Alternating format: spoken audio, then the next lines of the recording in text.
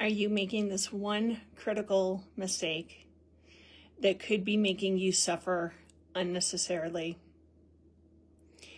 And the mistake that we tend to make, being human beings, is that we create a narrative, a story around life experiences. We assign a meaning to it that makes us suffer in some way. So let me give you an example, personal share. So I recently had to put down my kitty cat. She was 15 years old.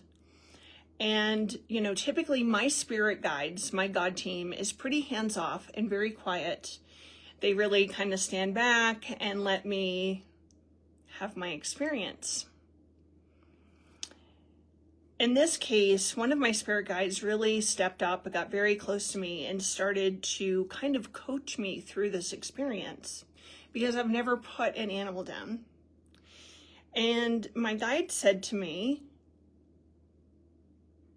the meaning you assign this, the narrative, the story you create within your mind is going to dictate whether this experience is really painful, it's awful, it hurts, it creates suffering, or this could be a really beautiful, peaceful experience.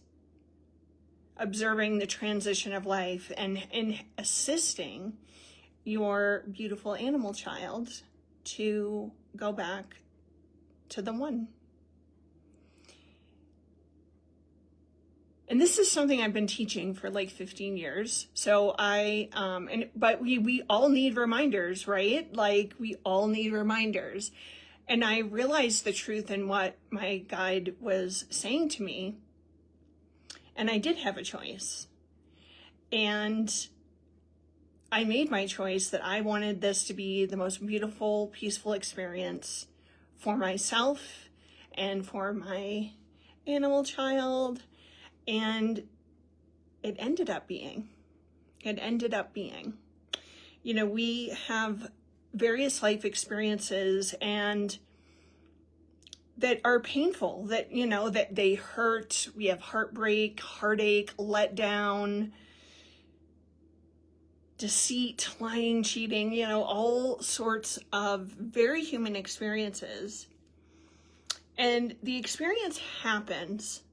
And a lot of times what occurs, this experience happens, it creates an emotional wave that comes through us. If we allow ourselves to simply feel and flow, be in the moment, feel what is arising, it doesn't stick.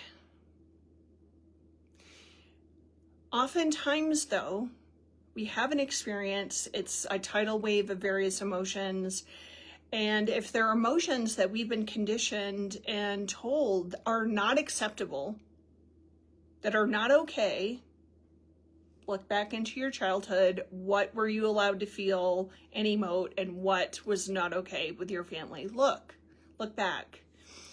And so then we tend to, if we become, say your thing is anger, oh, no, cannot go here. I cannot go here, cannot feel that. And we can get to the point where we become afraid of our emotions. I had a client say, I am so afraid that if I allow myself to drop into the rage that's simmering underneath the surface, it will destroy me. It will consume me. And I'll never get out of it. So feeling and flowing whatever arises in the given moment is the key. Nothing sticks. However, we don't tend to do that. So we have this waves of emotion and we judge it, make it wrong, resist it, run away, stuff it down, numb it out, and it sticks. And that is called, I call it cellular debris or dense cellular memory, and it's stored somewhere within our being. Okay, it can get stored in an organ, in our chakras, and then, it could be years later, you're just, driving, showering, folding laundry, baking, gardening, whatever you're doing, and the memory of what occurred comes up.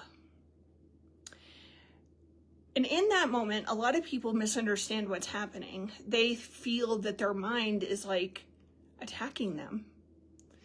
And the memory comes up, and with it, all of the unresolved emotional content comes up with it also. This is our opportunity to be present with it, to feel it fully, allow it to flow through us. In that moment, the body-mind system is actually trying to help us, but often we don't see it for the opportunity it is. We misunderstand, and again, choose to stuff it down, resist it, run from it, numb from it. No, can't go there. And every time we resist it, make it wrong, judge it, don't feel it, don't allow it to flow, it festers. It festers and becomes bigger, until typically what occurs is, if we don't feel and flow the emotions that come up in the present moment, accept them, welcome them, if we do that long enough, then a physical dis-ease, dysfunction, pain arrives and erupts in the body. And that is the secondary force that it's, again, trying to get our attention, and it will scream louder and louder and louder until you finally give in, till you go to that energy worker, you go to that therapist that hopefully incorporates energetic healing, because talking about things for 20 years resolves nothing. But energy work, energy medicine can help go into the field. And if you've got someone that's good, they can hold space for you. They can't feel it and flow it for you, nor can they reach in and pull out something. But they can hold space for you to move through it way quicker than ever. Way quicker than ever.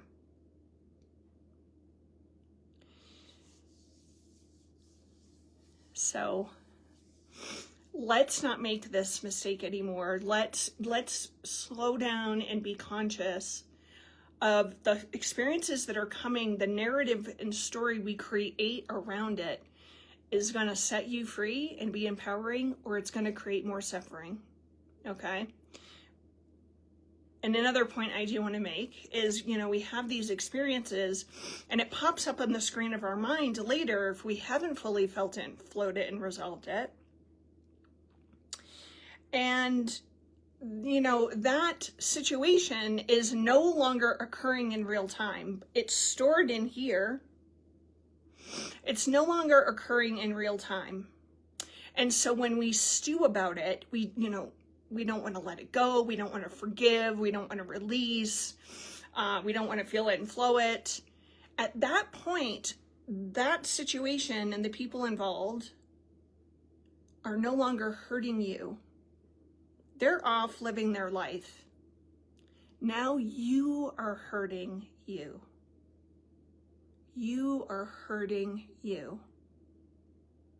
I want you to just really take this in and think about it for a minute. And I invite you from this moment forward, whatever comes up, to feel it and flow it, release it.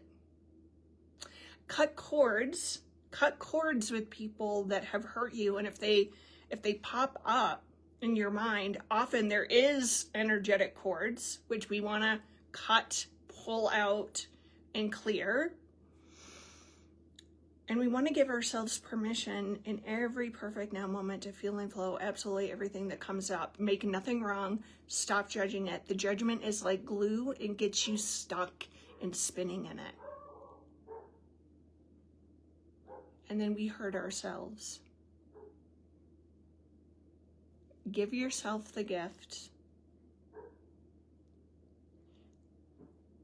of allowing whatever needs to arise in every given moment to arise. Face it fearlessly. Feel it. It will not destroy you. You will not get stuck in it forever. We do get stuck in it forever when we don't allow ourselves to feel it and flow it, and it festers and it grows and grows and grows. And then we get sick. Then we end up in pain. Then we have disease. Make a different choice. learn to hold sacred, loving space for yourself. Check in often. How am I feeling? What's going on with me right now? And become more aware of what is moving through you. If you have any questions or comments, post below. I'm happy to answer. But give yourself the gift of feeling and flowing absolutely everything, no matter what.